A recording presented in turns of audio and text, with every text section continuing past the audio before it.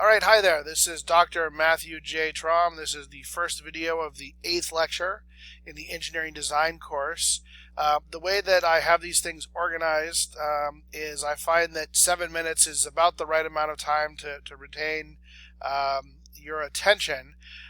So if I start to run beyond 7 minutes, what I'll do is cut off the presentation, give you guys a little bit of a break, and then start a new video, and we'll just continue doing that until we've exhausted the slide deck. So there will be multiple videos associated with this lecture, and when you complete all the videos, you will be at the end of the lecture.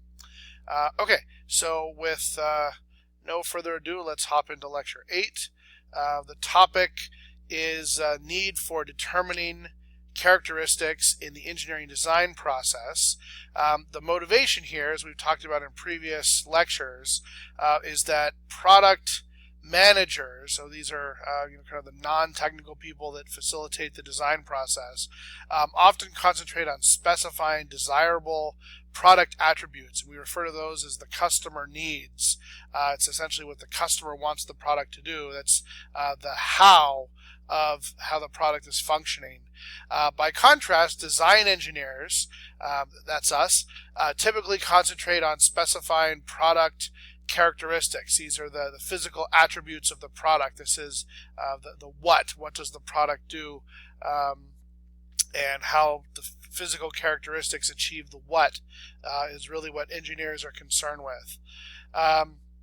So it's important to make sure that in determining the physical attributes as a design engineer that we do keep in mind that we are also addressing customer needs. So when design engineers decide the physical products of an attribute, that decision ultimately is coupled to the customer needs, right? So if you decide that you're going to use a particular metal, say, that metal in whatever object it is that you're designing is going to govern things like its rigidity, its weight, and so forth, which are ultimately important to the customer. So the physical attributes that we select as design engineers are directly coupled to the customer needs, which of course are important to the customers as well as the product managers. So what's really needed is a method to visualize how our engineering decisions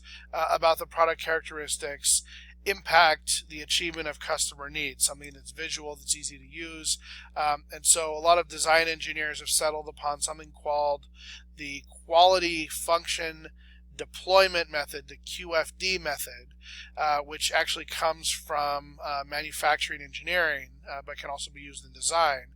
And it sets targets to be achieved for the selection of engineering characteristics such that the customer needs are simultaneously satisfied by the design engineer who's selecting the appropriate physical characteristics. So I'm going to describe in more detail how to use the QFD, and I'm ultimately going to give you guys a simple example of how to use it in a real design process.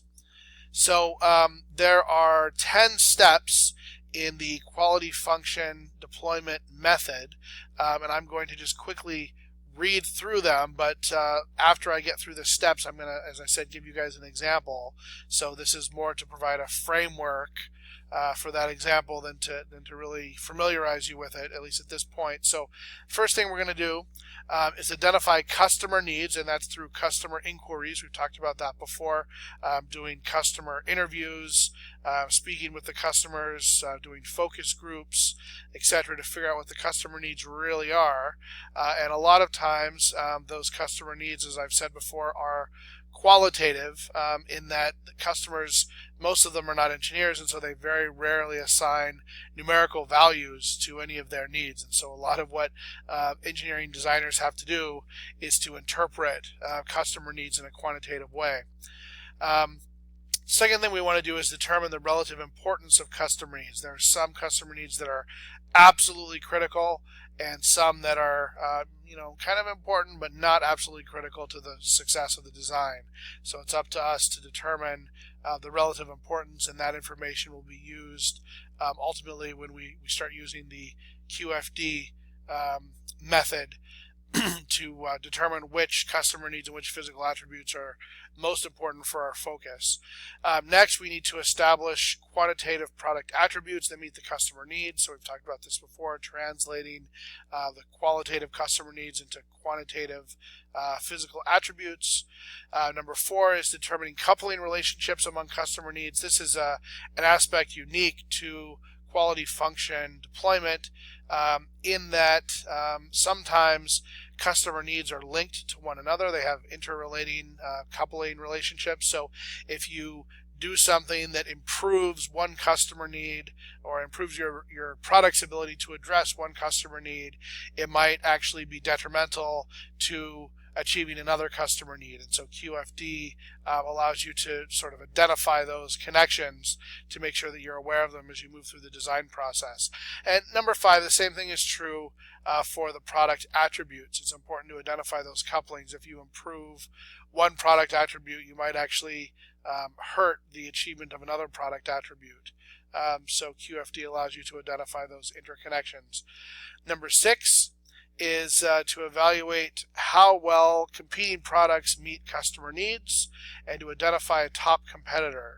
So having identified the customer needs, it's important to do a search, look out into the existing product space, identify a couple of competing products. They don't have to be identical to yours, but they at least have to have similar attributes, and to identify and evaluate how well those meet the customer needs that you've identified as important to your product so that you can do some benchmarking. So that's also part of QFD. And then step 7 is to compare your product against the best competitor among the competitors that seem to meet the customer needs. But in this comparison, you're comparing yourself to the best competitor in terms of meeting product attributes, not customer needs, but quantitative product attributes. So those are the first 7 steps. I've just reached 7 minutes, and so I will move to the next slide, stop here, and we'll pick up with video 2 in a moment. See you soon.